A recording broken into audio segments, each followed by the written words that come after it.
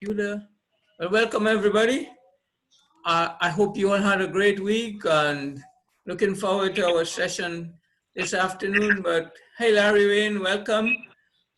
Before we get into module 2, I'd like for us to kind of look back a little bit on module 1 and we talk about pride and ask you, is there anything that kind of stood out, kind of resonate with you that you would like to share with us tonight? Hello. Yes, Larry Wayne, welcome. Hey, Lincoln. Good to see you. Good to see you too. Are you hearing me okay? Is everybody hearing me? If you're hearing me clearly, put a thumbs up. Okay. I'm trying this microphone here. So yeah, let's share. Did anything happen this week to say, that's what we were talking about last Tuesday? Anybody? I mean, just today, obviously, it came down to a price deal. Yeah. And just kind of standing our ground on price, but reiterating the quality of our product back to the consumer. Well, actually, it was a dealer then selling to an end user, but he actually went back and repeated what I told them, and the customer ended up going with us, even though we were twice as much. So that Awesome. ended up working out. Cool. Thank you, Eric. Anybody else had a pride moment or 2 or 3? Or maybe somebody who you interacted with demonstrated performing with pride.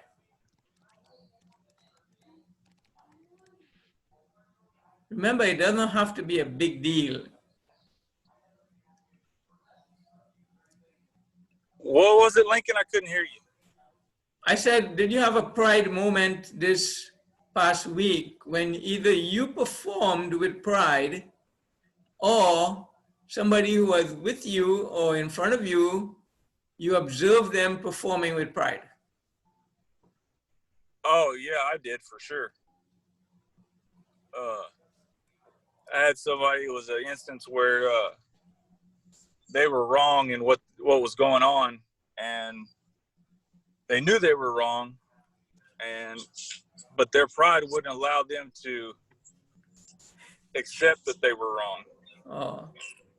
And they wrote it for all it was worth. You couldn't have told them any otherwise, even though it was right there in front of their face. You know what I mean? Yeah. So I kind of had to kind of use my pride. Get away from my pride and not keep on entertaining the situation. You know what I mean? Right. So that was cool. I learned a lesson, especially in sales. Never argue with an idiot. They will drag you down to their level and beat you with experience. In no sales presentation do we win an argument. That's not what we are there for. Anybody else? That's one more contribution. You had a moment, or maybe something you remembered that you like to share with us. Remember, you're supposed to be rats, retaining, applying, and transferring. Anybody? What stood out? I had a customer that exemplified that, and it made it a lot easier for me to do what I was doing. So I just noticed that sometimes it can be on both ends. Of course, yeah, and that's like this, you get into the sweet spot. Very good. Okay. All right. Remember, if we are going to grab onto this information and make use of it and benefit from it, we're going to be intentional about it and review. Remember the RAT: retain, apply, transfer. Retain, apply, transfer. And that's our goal. And the time we spend together is a time of sharpening your axe and getting better at what you do. Okay. Did we lose Emerald? Oh no, there she is. All right, I'm going to share my screen. You all have your handouts. This goes here. Okay, you all can see my screen. If you You can. can- All right. So today we're going to talk about attitude. Last week we talked about pride, which is the first letter in passion, P for pride. Today we're going to talk about the second letter, attitude. You know, we need to learn to adopt a positive attitude. Two negatives only make a positive in math. You know, I used to be a middle school math teacher, and only in math there's two negatives make a positive. You put two negative people together, oh my God, it's a mess. You know? So your attitude towards life determines life's attitude towards you. And you might want to write that down, or it's in your handout. Your attitude towards life determines life's attitude towards you. You know, I saw this, attitude is a magnet. What you think is what you attract. You know, we do this subconsciously. We all know that everything starts in our mind. We think about it. We think about it before we do it, before we say it. It happens in so quickly, we're not even aware that it's, but we got to think about it first. Attitude. So when you hear the word attitude, what comes to your mind? What comes to your mind when you hear the word attitude? Anything? Nope. I just think of the word positive, but I know I'm not always positive. Right, but it's good that you started to think, you know, attitude positive is a good association. Anybody else? My feelings. Your feeling, yeah. What would you use another word for attitude? Your mood.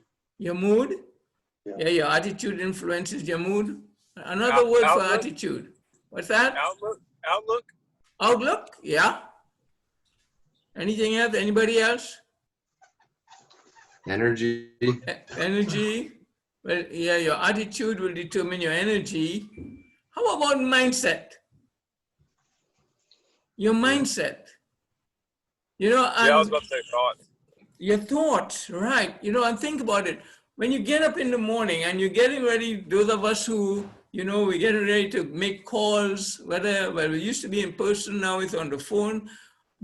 Do you spend any time to program your mind before you start, or you just dive into it? Program. Program. So all those of you, you know, do you have a technique, a system that you use to program your minds and you'd like to share with us? What's your technique, if you have one? Well, How do I you could, go ahead, Diana. I could share one that I was, and I know this sounds kind of dorky, but it's you know, something I learned at customer service a long time ago. And regardless of how I used to put up a mirror in my cubicle or at my desk or wherever I was sitting. Mm-hmm. And you know, a lot of stuff happens. You know, stuff happens during the day that either irritate you or you know they're not right. Something happens that is negative. And so I used to put a mirror up so I could see myself, and before I would like get on the phone and talk to somebody. And I'd always look up to see what I looked like. And I immediately like changed the attitude of my face so Yes. that I was smiling. I was looking more positive. I wasn't frowning because I knew that was going to transfer over on the phone or if I was going to get in front of a training class. That immediately people pick up on that. So that's just kind of something that I did. And I was talking about it to a sales rep who told me this week, he said, you were always, I could always hear a smile or laughter in your voice. And it's like, how do you do that? And I told her about the mirror. It's So about she said she's going to put up a mirror in her office. Yeah. it's about intention. You know, I teach a class, creative selling on the telephone, and I tell the people, one of your tools is a mirror. When that phone rings, before you pick it up, look in that mirror, put a smile on your face, and you're going to put a smile in your voice. Thank you, Diana. Anybody else? What do you do first thing in the morning before you start your day to get you going, to get you in the right positive frame of mind?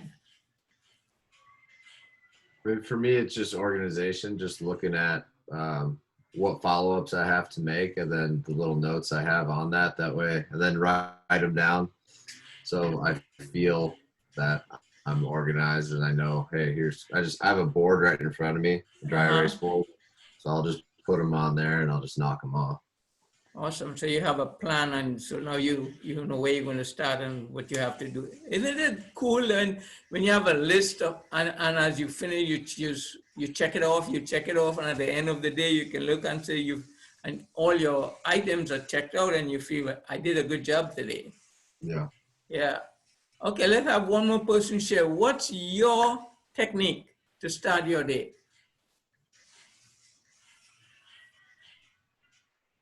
I'll share. So I usually meditate. So that's how I get my day started. And then I typically make a list every day of the things that I'm grateful for. And I start the day by looking at those things for the week and for the day that I'm grateful for. And I also look at and I kind of think through what are the things I can do in this day to impact someone else's day. So that's how I get my day started, and then I typically have my my day organized so that I'm conscious and I'm aware of how I want to execute. Awesome. You know, I'm sure you've all heard the statement, an attitude of gratitude. Have you heard that statement before? Yeah. What is that? I didn't hear you. An attitude of gratitude, you know, look for the things that we are thankful for because we find what we Yes. look for. For me personally, I start every day in prayer, and this is, you know, a short prayer that I repeat every day that I learned a long time ago, and it goes something like, today is your day, and I am your child. Show me your way. Simple, and I like to keep things simple. Today is your day, and I am your child. Show me your way. So attitude. What's your attitude towards your job? When you think about your job, what are some thoughts that come to your job? What's your attitude? Interesting. Interesting, yeah. Anybody else? Cool. Everything's on my shoulders. Everything's on your shoulders, okay. Anybody else? What's your attitude towards your job? What's your mindset about your job? How do you think about your job? What you do? Donna, so committed. Donna, committed? Yeah. Anybody else? Thankful for the opportunity. Thankful for the opportunity, yeah. Especially during these times, there are a lot of people out of work. Well, I think, and absolutely, this is Emerald. Thankful for the opportunity. In addition to, since we work with small to medium-sized businesses, it's not just affecting me, but it's also affecting my clients. And the fact that we can impact and have, like we're impacting each other and we're able to help each other. If they grow, I grow, we all grow. And so that to me it's more than everything. Because we're dealing with small to medium-sized businesses, whether it's an individual that's running their own business, or if it's they have a full staff that we are also staying afloat, especially during these times. Okay, Emerald, and I can testify that you guys do an amazing job. Because I'm a one-man operation, and you know, I will never stop singing your praises. In fact, I sent Chacha a text that a good friend of mine sent me. I asked him to take a look, and he said, don't change anything. Those were just like, you guys did a great job. So, you know, you're driving down the street and there's a car in front of you and it's got a bumper sticker. And let me know if you've seen this bumper. I owe, so off to work I go. Have you seen that one? Yeah. I have. And then the others, I say, I'd rather be golfing, or I'd rather be fishing, or I'd rather be hunting. You know, no, if that's your mindset, how can you go and perform to your best?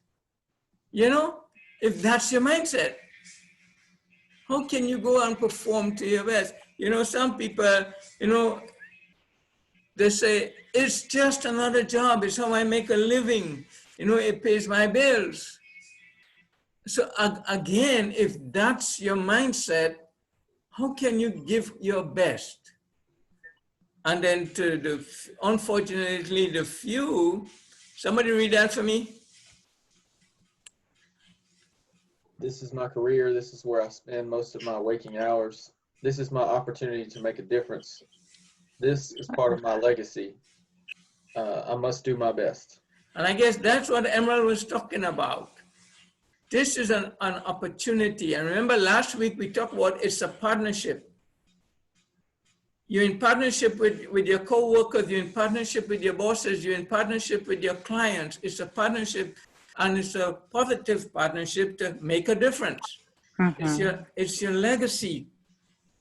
And you know, think about it, people. In a 24-hour day, right? The average person would spend about 7 hours sleeping. So that leaves how many hours? Waking hours. 14, right? My math good? Out of those 14 hours that you are awake, how many hours you spend on the job? And I don't mean only physically, but thinking about It's 17. 17, right? You know, so we spend most of our waking hours in what we do. Doesn't it? No wonder we have so many people stressed out. And anxiety and stress in the world, and you know, stress is one of the biggest contributors to illness. So if we can find a way to change our mindset towards what we do and don't see it as work, but opportunity to perform, to make a difference, think about the impact. Now let me ask you a question. You can remember in high school when they had career day, how many of you, and I'd like to hear from everybody, one at a time, of course, not together. How many of you in career day, when they ask you, what do you want to be, or even in kindergarten, what do you want to be when you grow up? How many of you said, I want to be a salesperson? Anybody? Not me. I know, not me either. Not me. You know, we end up in sales. We end up in sales. You know, we need to become more aggressive of letting people know sales is a profession. It's a profession. It's not a job. What's society's opinion about salespeople? How do they describe salespeople? What are some of the words they use to describe salespeople? Dishonest. Dishonest. What else? Crooks. Crooks. What else?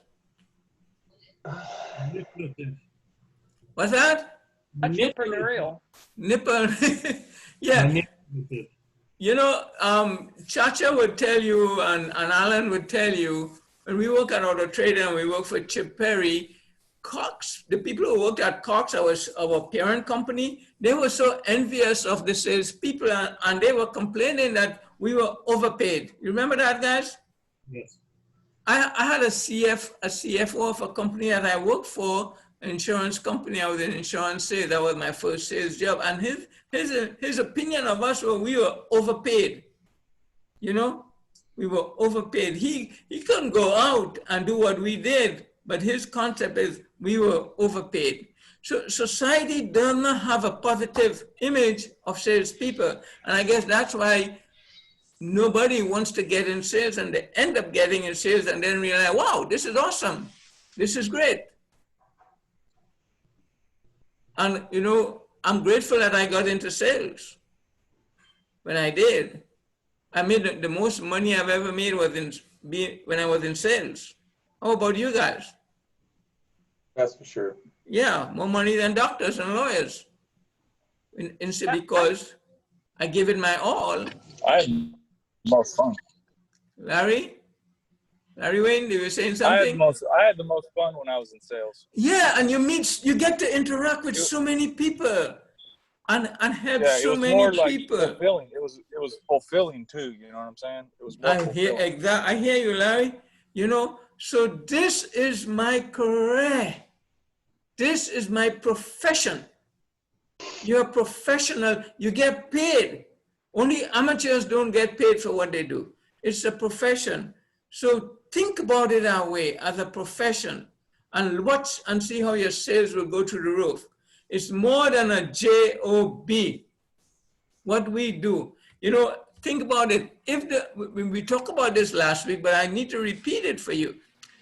If the inventors invented the best thingamagic, and it just stayed in the warehouse, and it didn't get sold, would anybody be enjoying the benefits of this medicine or this machine or this tool or whatever we sell or this website if we didn't sell it? It takes a salesperson. It takes a salesperson. And you know, they say, you know, even today, people, they like, you go to a store, you want to talk to a salesperson, don't you? Even though you know what you want to get, but you want that second opinion, you want that advice. And so we got to see how important our role is and adopt a positive attitude, and don't let society draw us down. And maybe we need to convert society one person at a time. Salespeople are great people and needed people are professionals. Make sense? Absolutely. Can you do that? One of the best things that happened to me when early on in my sales career was catching up to Zig Ziglar and some of his videos online. Oh yeah. Reading his books, and he has a video that's still on YouTube today that just talks about sales is in everything, and when you take the society view, and then when you listen to what Zig talks about and how sales is, like you were saying, just in everything that's going on. Yeah. I mean, teachers are actually salespeople. I mean, everybody is, sales is in everything, and it really puts a different perspective on it. Yeah. You know, I firmly, thank you, Jason. I firmly believe the first sound that came out of our mouth when we came out of our mother's womb was, I'm here. I am here. You know, we're going to sell ourselves.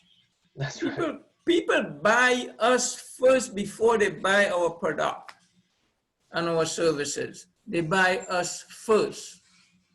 You know, and that trust factor, it's a sale. You know, this is not blasphemy, but think about Christianity and how it started. You know, there were some really good, they were selling the truth, but they had to sell it. They had to motivate people and encourage people and explain to people what it's all about and how to get it. That's the role of a salesperson. Any questions? How are we feeling about our profession now? Love it. Much better. Thank you. Thank you. So, what's your attitude as salesperson when you close a sale? How do you feel when you close a sale? Good. Like a professional. Like a, thank you. Yeah. Isn't that it's a celebration. You help somebody solve a problem. Remember last week I shared with you, diagnose before you prescribe. You help somebody feel good about what they did. Celebrate, people. Learn to celebrate. Whenever you close a sale, learn to celebrate. How do you feel when you get an objection? Challenged. Down. Okay, anybody else? No, challenged. Challenge. Oh, sorry. Challenge. Yeah. You know, in sales, your mindset, an objection is not a no. Think about it this way. An objection is, you have not sold me. I need more information. You have not given me enough reasons to make a decision. They're not going to tell you that, but they're going to be objecting. You know, I love it when people used to tell me, well, I'm not interested. And I would say something like, I can understand why you're not interested. We haven't even shared anything about what I want to share with you. Maybe today is not a good time. Maybe you got a lot on your mind. Let's reschedule. You know, a lot of sales people, they jump to a conclusion, they walk away and they lose an opportunity. Never walk away without leaving a window open. Never walk away without leaving a window open. Remember that. You get a cancellation of an order. You close the sale, and then the next day the customer calls and say, hey, I changed my mind. I don't want this anymore. How do you feel now? How are you feeling? Defeated. Yeah, it's a downer, isn't it? It's a downer. Again, you don't slam the door on that customer. It's just saying we didn't do a good job of selling the customer. So we need to reconnect, start the process all over again, and close the deal. Or maybe it might, I love it when people try to sell me stuff and they keep following up. They keep following up. Too many salespeople, they give up too early on a prospect. I remember one of my longest selling cycle, I met this lady in Miami. Now, listen to me carefully. I don't want you to misunderstand what I'm saying. When I met her, she was not pregnant, okay? When I closed the deal, she had a baby boy, 3 months. So that took at least about a year. And I did not make her pregnant with her husband, okay? Just to clarify. Thank you. But you don't give up. You know, you don't give up. So then how about when you get a cancellation of an appointment? Oh, I did not spell that word properly, but it's an appointment. Somebody, you had an appointment, it's on your calendar, and they call you like half an hour before and say, hey, I can't meet with you today. What do you do now? Try and reschedule. Reschedule, exactly. No, you see, the moment I've heard some salespeople on the phone, what do you mean you can't meet? You made me an appointment. I booked you for today. And they get into an argument. You lost the sale. You lose the relationship. Instead of, I can understand things happen. When can we reschedule? No, you don't lose that opportunity anymore. You know, especially if you drive, what about when you drive to the person's office and you get there and then their secretary comes out and say, I'm sorry, he's busy, he can't talk to you today. Same thing. Don't worry about it. Yeah, but you know, that happened to me. What I do, because I know I have about an hour to spare, I connect with the people in the office. I connect to the secretary. I get some information about how the business is going. You know, I might see if there's a sales place, I'll talk to a salesperson. So I get information. So when I reschedule, I have true to life information to share with this person. And isn't it wonderful when they get the impression, this guy knows my business.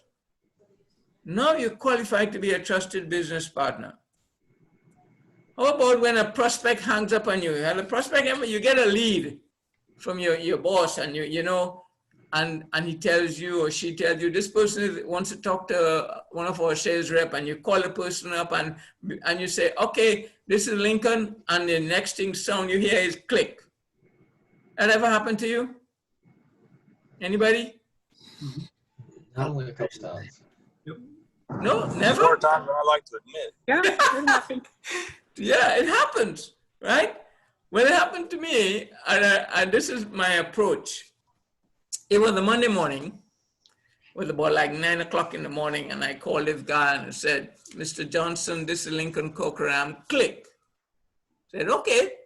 It was a Monday morning. Then I start thinking, you know, maybe the guy is busy, he's opening up his shop in the morning, he doesn't have time to talk to anybody. So I waited until Wednesday, and I called him back in the afternoon. And this is how the conversation went. Good afternoon, Mr. Johnson. You must have been having a really tough time on Monday morning. And I shut up and I'm listening for his response. And he says to me, how do you know that? I said, well, I called you and you hung up on me. And I know you're not that type of person to just hang up on somebody. He started laughing. And he said, hey, I want to talk to you. Come see me. We closed the deal. You know, we got to be creative. Yeah. And our intention is to make the sale, not to show people how smart we are or how intelligent, but to make the sale. That's the intention. And you know, this mind of ours, if we challenge our mind to be creative, it will. It will. But too many people shut their own minds down. How about when you get a referral? How do you feel about a referral? What do you do with a referral? Anybody? Thank the person that sent it to you. Yeah, whether you close the deal or not, make sure you thank them. What else? Treat Okay, it like you- a little baby. Yeah, you call the referral. How long do you get a referral on Monday morning? How long do you wait before you call that referral? Immediately. As soon as possible, within 24 hours. Yes, thank you, Alan. So you call the referral, you get an appointment. What do you do next? You keep the person who referred you in the loop. You keep that person in the loop. You know, you say, hey, Eric, thanks for the referral. I called Alan and I'm meeting with him on Tuesday or Wednesday or whatever day. So you keep them in the loop. Guess what? You are training and coaching that person to give you more referrals. Mhm. You get it? And isn't that what keeps us going? Referrals? Absolutely. Okay. So how about your quota? How many of you in the room here have a quota to work by, a monthly quota? Okay, Eric, who else? Yeah, I got one. Yep. Okay, yeah, most people, we have a, what's your attitude towards your quota?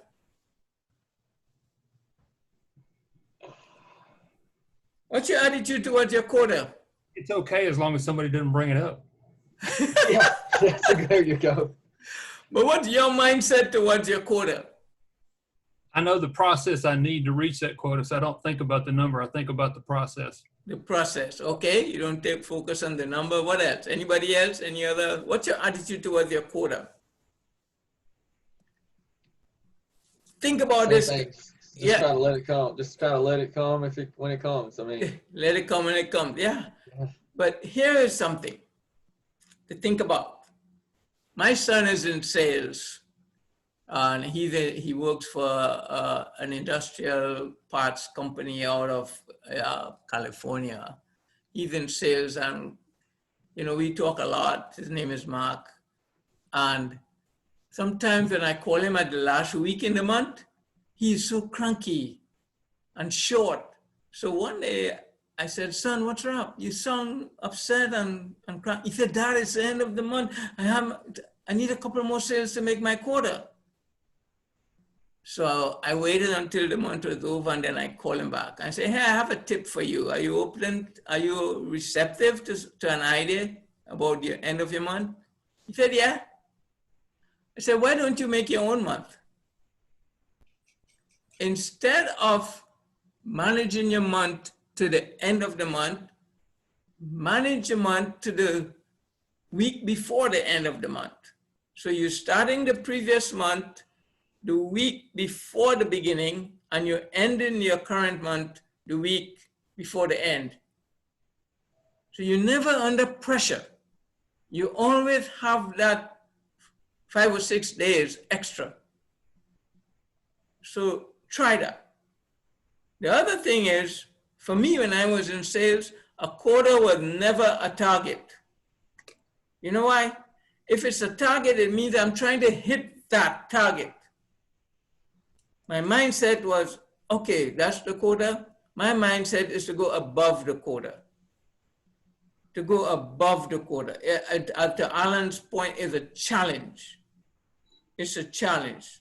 Because in sales, we get paid, especially those of us who are in commission sales. Don't we get commission based on what we sell? Remember last week we shared there is a the link between your performance and your bank account. So you're the biggest benefactor. You're the biggest benefactor. So try that. Does that make sense to you? That's something you can see yourself trying, people? Say yes or no. Yes. Yeah, I do. All right, thank you. So Yes, I'm batting 2 out of what, 8 people? Yes, manage the month better. How do you feel about that? Yes. How do I feel? Well, it could be 0. Yeah. So, I know our attitude, we need to determine life's attitude too. We were not going to be disappointed. If we get up in the morning and we say we're going to have a crappy day today, it's going to be crappy. We're not going to be disappointed. If we get up in the morning and say, today I'm going to kill it. Today I'm going to have a great day. I promise you, you will have a great day. But it's your mindset. I met this guy, oh my God. Every time I see this, it brings a smile to my face. Check that out. I met this guy in Irvine, California. I was working at KBB for a show on a project. And in the gas station, he had on this shirt and it attracted me. I'm always looking for information, to add to my workshops. I said, hey man, I like your t-shirt. Can I take a picture? And he was so proud of his t-shirt. He said, sure. I kind of crop his face because I don't want to embarrass him. But this is his attitude towards his work. And he's proud of that. And so I was tempted to ask him, what percentage of your paycheck do you get for Mondays and for Tuesdays and Wednesdays and Thursdays and Fridays? We get 100% of our paycheck. Are we giving 100% of ourselves and our effort? It's all about attitude. It's all about attitude. So here's some tips to develop a positive attitude. 5 tips. Somebody read number 1 for us. Look to the bright side of every situation. No one ever injured their eyesight by looking at the bright side. Yeah, we find what we look for. I will keep repeating that as long as I live. We find what we look for. If we look for the bright side, we're going to find it. If we look for the negative, we're going to find it. We're not going to be disappointed. Number 2, somebody read number 2 for us. Associate with positive people. Positive people. All right, Alan. Spelling was never one of my strengths. Positive people. You associated with negative people, they're going to drag you down in your pit. They're going to drag you down in the pit. And before you realize it, you become negative just like them. Somebody read number 3. Treat everyone who you come in contact as the most important person at that time. Yeah, the person in front of you is the most important person at that time. Yeah, at that time. You want them to be the most important person in the room as if it's just you and them. Amen. And nobody else matters. Yes, because you can't do anything about anybody else who is not in your presence. Yep. But this person who are right in front of you, who you're on the phone with, who you're on a conference call with, who you're on a Zoom call with, that's the most important. Right now, you people are the most important people in my life. When I'm done with you, I'll go take care of my family. But right now, you are the most important people. Somebody read number 4 for us. Look for the best in new ideas and look for good ideas everywhere. We find what we look for. You know people, whenever you bring up a new idea, what's the first thing that comes out of their mouth? Negative. Yeah, you say, well, we've never done it that way. And you've heard the statement, if you always do what you've always done, you'll always get what you always got. And unfortunately, again, there are too many of those people are walking around the world. And number 5, somebody read that for me. Your mind can only hold one thought at a time. Since there is little to be gained by holding negative thoughts, hold on to positive ones. Yes, thank you. Look at the keyboard in every computer. and even on our phones, there is a delete button, right? Every laptops, iPads, everyone have the delete button. What do you delete? Hello? What do Mistake. you delete? Junk mail. Junk, right? Trash. And they even got a trash bin to put it in. Similarly with the thoughts. You know, thoughts are coming at us all the time. Sometimes I have to, where did this thought come from? And you gotta learn to hit the pause button and recognize, is this a negative thought or a positive thought? And hit that delete button as early as possible. The earlier you hit that delete button, because it becomes like a virus. If you don't get rid of it, it corrupts your whole mind. And just to demonstrate, let me stop sharing my screen here for a minute. And speak of you. Okay, so you can see me, right? See what I have in my hand? It's a clear bottle of water. You see how clear and crystal this is, pure? You know, you will drink it, won't you? And this is how most of us start our day, ready to go, clear and crystal. And then in here I have a vial of negative thoughts. Now look at what happens when negative thoughts enter our minds and we allow it to stay in our minds. I'm gonna make sure I don't make a mess here. So this is our mind, and the negative comes in. Not a lot, look at the difference here. So it gets in our head, in our minds, and we entertain it, and we start thinking about it, and in seconds we become totally negative. That's what happens when we entertain these negative thoughts. We gotta learn to get rid of those thoughts early. And the earlier, the better. Any questions? All right, let's go back to the screen. Where did you go? Okay, so why are you not? All right. William James of Harvard University, who is considered the father of modern day psychology, said, "The greatest discovery of this generation is that people can alter their lives by altering their thoughts of mind." And I'm going to ask you, have you made that discovery yet? Or are you still living in the past generation? The human being is the only living organism that was created with free will to choose. We have that free will to choose. We just need to learn to make better choices.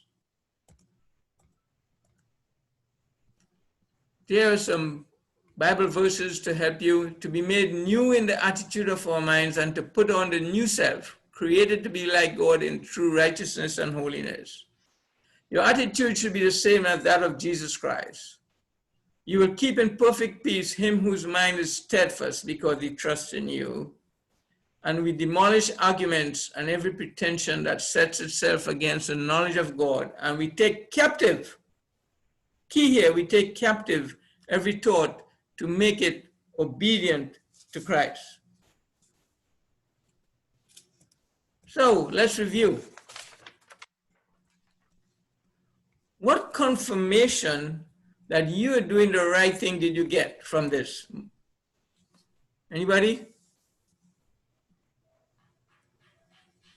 Part of learning is confirmation and reaffirmation. Hello? Are you guys still with me and girls? We're thinking. We're here. What did you get out of this that we say, you know, I do that? Confirmation. Confirmation, yes. I think when you asked what's your attitude when, and you had a bunch of those Yeah.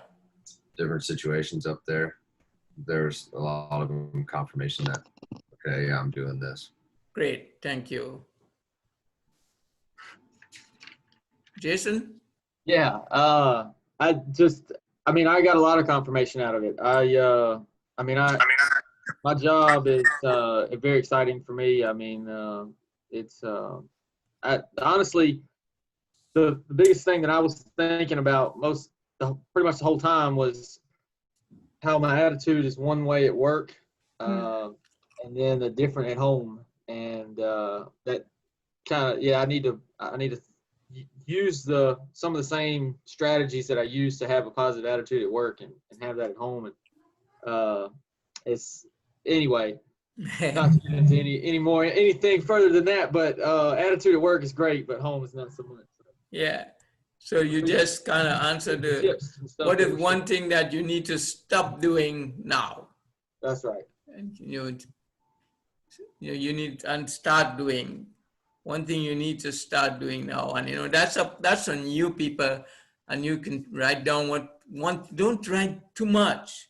Don't take on too much at the same time. One thing. Okay, before we go on to the next section, more special, any questions, any comments before we move on? Do you need a break? Do you need a 5-minute break, stretch break? Anybody? No, because we only have 10 minutes. Yeah, I'm gonna have to ask you to stay on for a little longer. Push through. If that's okay. That's fine with me. All right, thank you. You're not going to bill us for that, are you? No. All right, Alan. Okay, let's move on. So step 1 in the passion was pride. Step 2 was what again? Attitude. And step 3 is special. So people who have a passion for what they do, they go out of their way to make other people feel special. Have you met somebody like that? Did anybody make you feel special recently? Yeah. Larry, tell us about it. He was a salesman. Uh-huh. Yeah, he was a salesman, and he did the exact same thing. Made me feel like I was the only person there in the room. Yeah. I was most important. Like I was the only person that he was going to talk to all day, and that his life depended on dealing with me. You know what I'm saying? There you go. How about when before the COVID thing, when you had you go to your favorite restaurants and you had your favorite waiter? How did they make you feel special, and what are some of the things they did? Brought me my favorite drink without asking because he already knew. Yeah. If the hostess sat me somewhere that wasn't in his section, he made sure he came over and moved me to his section, and was on. It was like he was one step ahead before I had to ask. Or 3 steps ahead. There you go. Made you feel special, made you feel like a king. So know that you're special, because when you know that you're special, then you can make other people feel special. And guess what? When you make other people feel special, they will come back to do more business with you. Is that correct? Yes, sir. Yeah. So find ways to make people feel special. And we're going to share some ways. Simple ways, doesn't cost you any extra money to make people feel special. Earth's greatest treasure lies in human personality. When you look at a human being, look beyond their outward appearance. Look for their personality and look at how, one of the biggest challenge in our world today, people are looking at the differences and they're not looking at the similarities. And that's why we're having so much issues and riots and trouble, because they're looking at the differences, they're not looking at the similarities. And if you could do, you remember, the Ben Franklin close, and you do, how are we similar and how are we different? I will bet you will find 10 times more similarities than differences. Because under our color, our skin, we all have the same amount of bones. We all have the same infrastructure inside of us. We all have a heart, blood, a brain. So much similarities. We all want to be appreciated. Man, we got one less rib. Yeah, we all want. I've been all over the world and cultures. We all want to be appreciated. We all laugh. We all cry. So we have so much more similarities than differences. Make people feel that's a fellow. When I look at another person, that's a fellow human being. That's a fellow human being. Now I can make, with a clear conscience, with honesty, integrity, make that person feel special. So, 2 reasons. There are only 2 reasons why you should know that you are special. Look at what this society is telling us, the marketing people. They're telling the girls, to be special, your hair has to be a certain color, or it has to be streamed, and you have to be a certain height and a certain shape and a certain size and a certain weight. And the guys, we don't get away. They tell us you're going to drink a certain brand of beer or drive a certain car to be special, and it costs them so much money and it's not working. But there are only 2 reasons why you should know that you are special. Reason number 1 is you were created in the image of the Almighty God. He created everything else by just saying the word, and it appeared. But when he was ready to create man, he got personally involved, and with his own hands shaped you and me in his image. So we are created in that image. And then he only made one of you. Let me tell you something. Eric, Diana, Larry Wayne, Alan, Donna, Chacha, Emerald. Did I leave anybody out? Jason. There is only one of you in this whole wide world. You know what? And that makes you more special, more unique, more valuable than a diamond.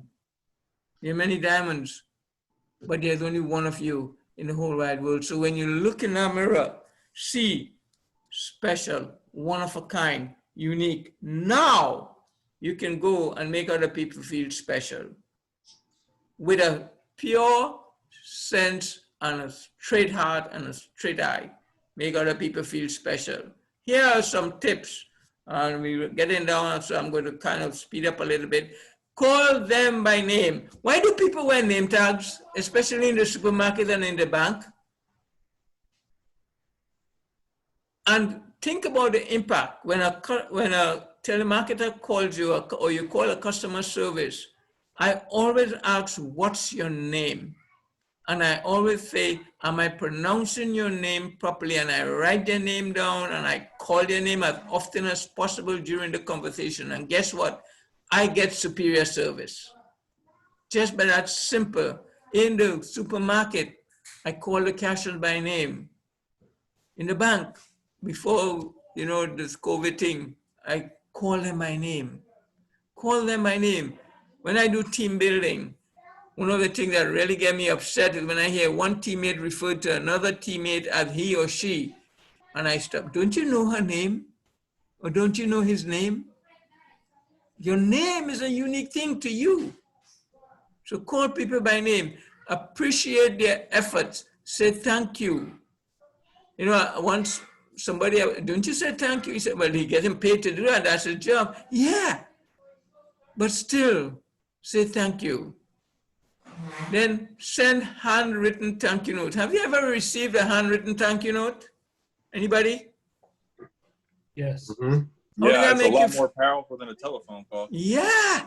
How did that make you? Or even if you make the phone call, you follow it up with a note. Does that make you feel special? Yeah, because they took the time out of their day to do that. Make the call. There's somebody, a relative, an old friend who haven't heard from you in a long time. And you've been thinking about making that call. Make the call.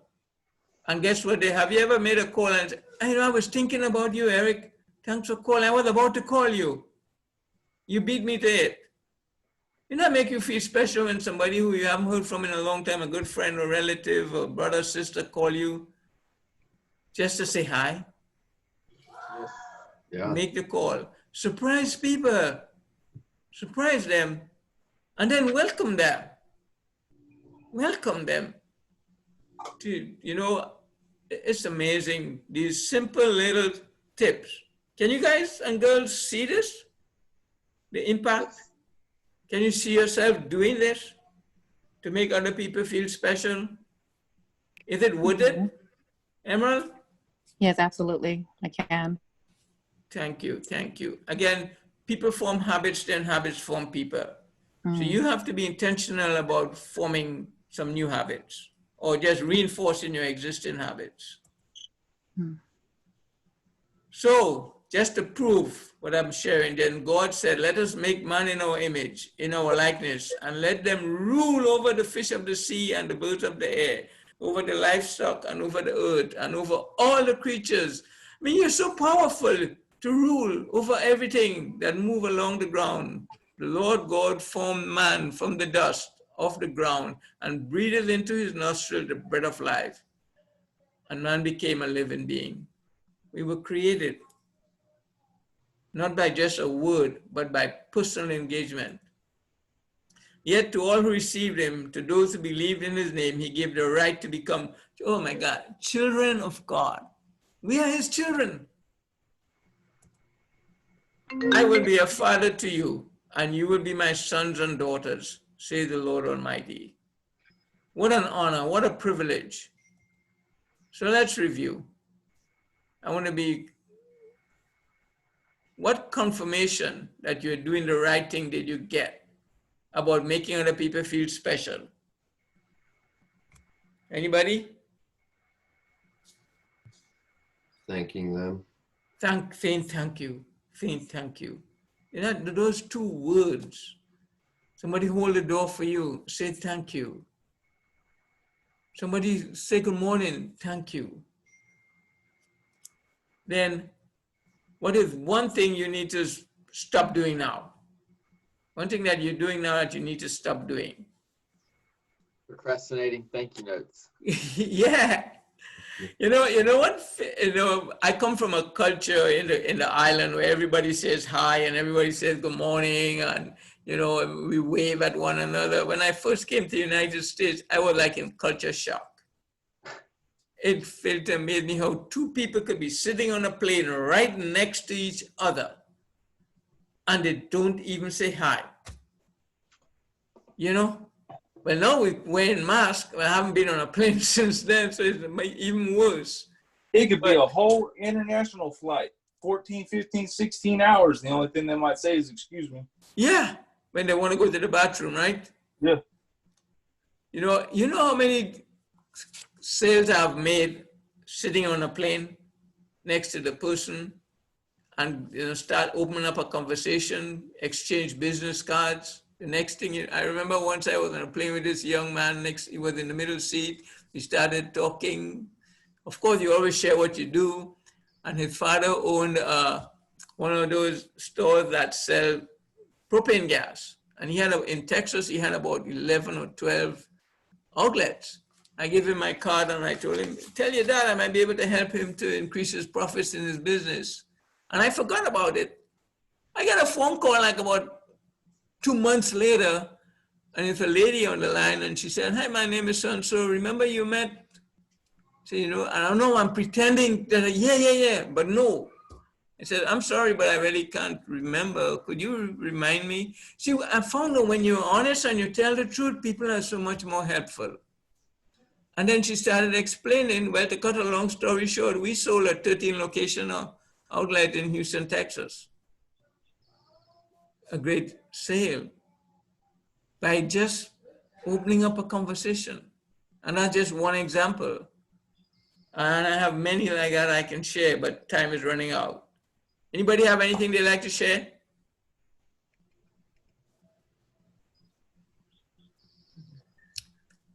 Come on, you salespeople. Anybody? Well, I can say this is my first time being on your calls, and I definitely appreciate the content, the conversation. I'm definitely coming away with a lot of things to think about and to grow, and I appreciate it. Thank you guys for all the feedback. All right, Emerald, see you next Tuesday, but we still have a little more to share. Okay. What is one thing you need to start doing now? Anybody would like to share one thing you think you need to start doing now? Work on my attitude. Work on your attitude. Work on it. It just doesn't happen. Yeah.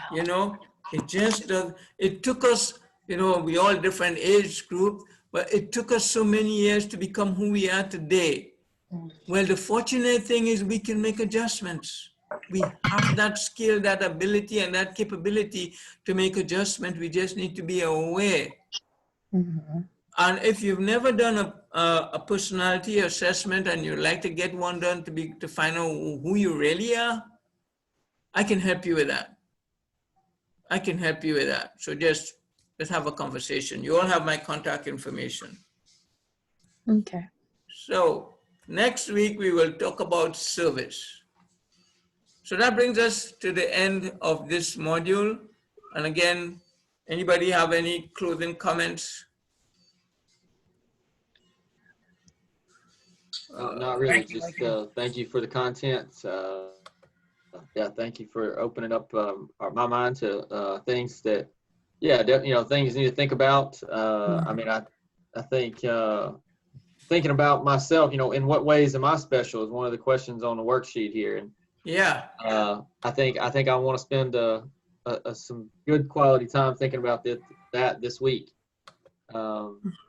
Yeah, I normally don't think about. So. All right.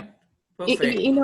Lincoln, what I think about this, just from our call, is how we are as an individual in our day-to-day life.